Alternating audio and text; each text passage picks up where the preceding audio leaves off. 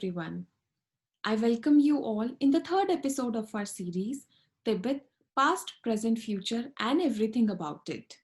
In today's episode, we are going to discuss how India has been reacting to China's actions in Tibet and what is its reaction in today's scenario. So, today I welcome Mr. Vijay Kranti, who is a senior journalist, a keen watcher on Tibet and China for over 4 decades. He is also an author, an interviewer, a TV presenter, and a radio presenter.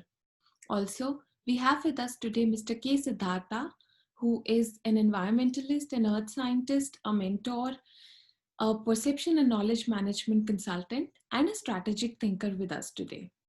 So, I welcome you both on our channel today. Thank you. So, sir, as I understand it, what the Chinese did was that Tibet used to be, and whole of Ladakh used to be a buffer zone. It used to be a natural region. The Chinese replaced this buffer zone and natural region with a razor sharp boundary sharing the borders and abutting across India. Now, this is what exactly has been their case, and this is what exactly they wanted. This is what exactly you could have prevented it, but somehow, of course, during that regime of India, democratically elected regime, the Prime Minister may not have been so visionary to do it, so we couldn't go on to do it. Now, what has been India's response to whatever Chinese have been doing? How do you go on to see that part, sir? You know, the whole story of our northern borders is unfortunately a very unhappy story. A story which we would wish, our coming generations would wish that we could forget those sad chapters, because the way we ignored our northern borders because of, the leadership who was running the country immediately after 1947, and when China attacked Tibet in 1949 and then occupied 1951, our leadership was very, very indifferent. I don't know why, in spite of the fact that the rest of Indian leaders like Sardar Patel, J.B. Kripalani, Ram Manohar Lohia, they all were very, very well aware of the dangers of China occupying Tibet. So even before China occupied it, when it had only attacked in 1949 and they took 2 years to occupy the rest, these leaders were trying to convince Pandit Nehru that, see, China is not a reliable country. Tibet is a free country. If they invade Tibet, they will come to our borders and we will have a permanent problem. It was very unfortunate. The assessment of the Prime Minister, Pandit Jawaharlal Nehru, was very different from them. I won't say he was dishonest. He was not dishonest, but he lacked vision. And a leader, when lacks vision, then it is not the leader or his party which pays. It is the nation who pays, nation's history which pays. And this is what we are paying today. So when China walked into Tibet, not only that our government did not stop it, Pandit Nehru's government went even up to the United Nations to tell the world that we don't need to discuss it, because I have spoken to Chu Enlai and Mao Zedong. They are nice people. They have assured that they are not going to create any trouble for Tibetans. So you don't worry, no need to discuss it. He did not let United Nations to discuss or take a decision about Tibet. And the result was China came to border. And after see the ignorance of our leaders, China not only came and occupied Tibet, very quietly, because they wanted Tibet to be connected to Xinjiang, to East Turkestan. So they needed very vital areas of Ladakh to reach there. So they chopped off Aksai Chin.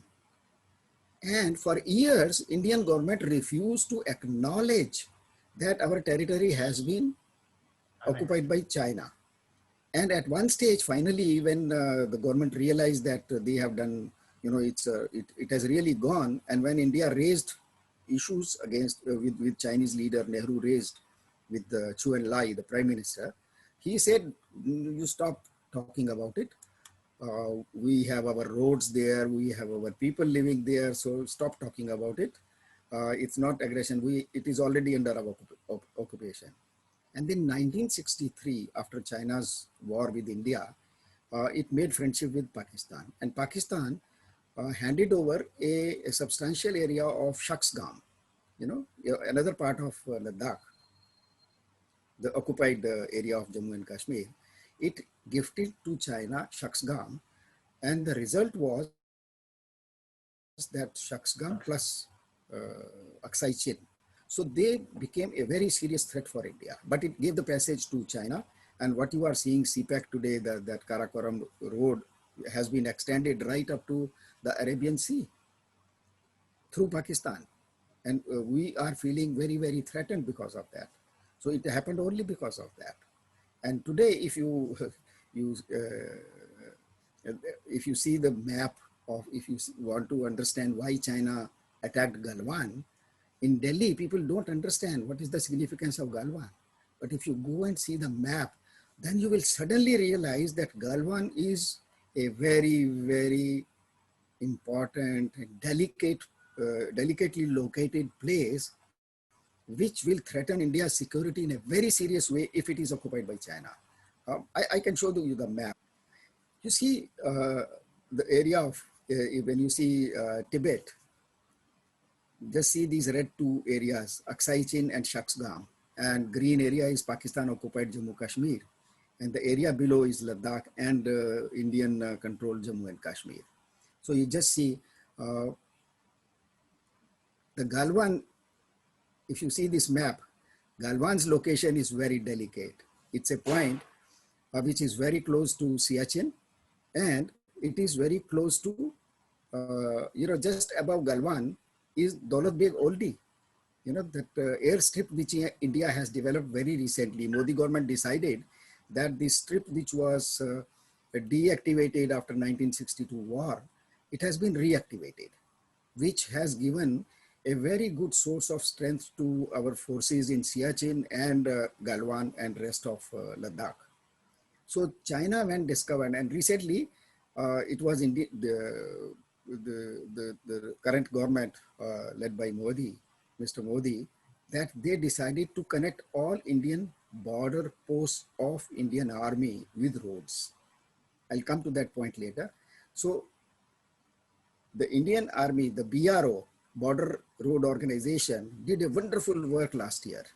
They made a road right from Leh to beyond Galwan to Daulat Beg Oldi. And they created 31 bridges in one of the most hostile areas. And they did it very fast. And when Chinese found that India has strengthened its position in this area, that is why they attacked Galwan, because they did not want to lose time and didn't want India to gain strength in this area. So that is why they attacked Galwan, so that they could cross over to Siachen. They could. So that means the response of the earlier government was very, very tardy for whatever reason it was.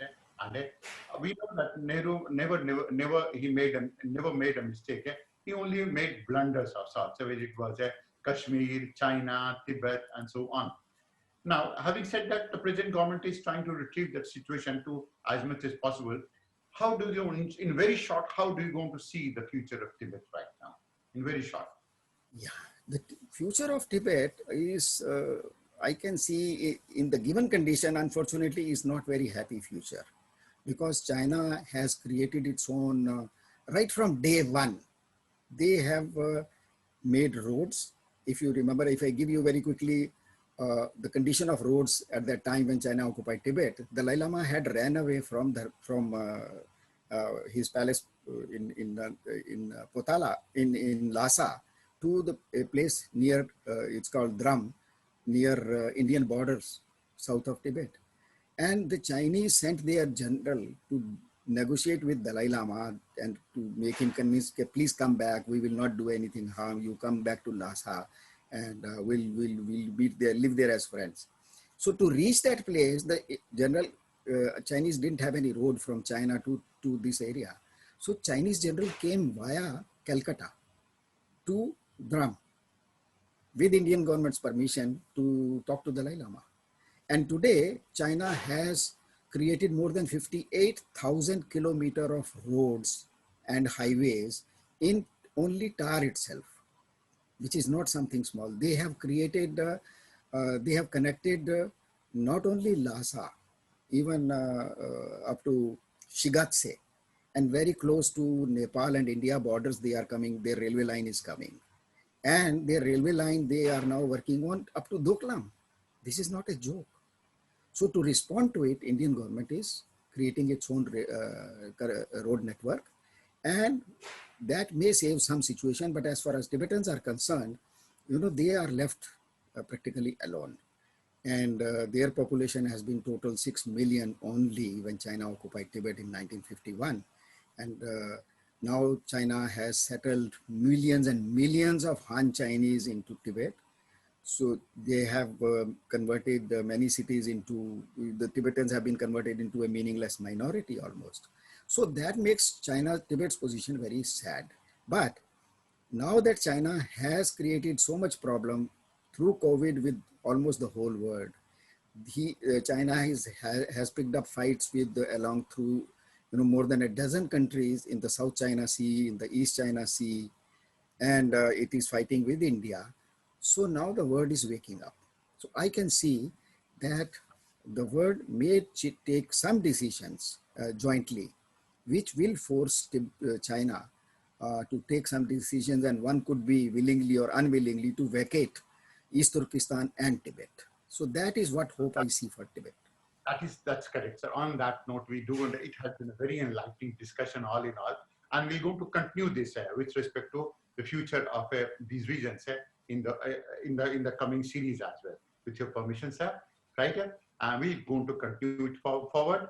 This has been a really enlightening one because we came to know so many of these things which we never had known. Thank you so much, sir. Thank you to you also. Thank you, sir.